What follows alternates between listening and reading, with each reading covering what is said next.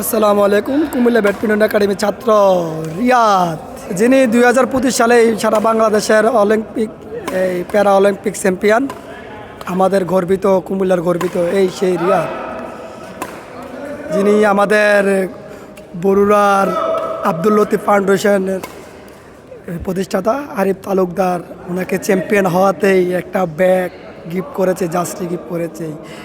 সেই রিয়াদ। রিয়াদ, সবাইকে সবার উদ্দেশ্যে একটা কথা বলে দাও।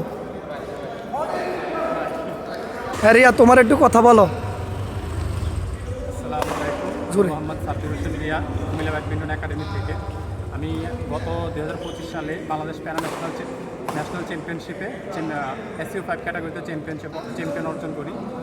এখন আগামী এই 2026 সালে আমাদের এপ্রিলের 26 তারিখ থেকে আমাদের আবার বাংলাদেশে 2026 সালে প্যারা ন্যাশনাল খেলা আয়োজিত হবে।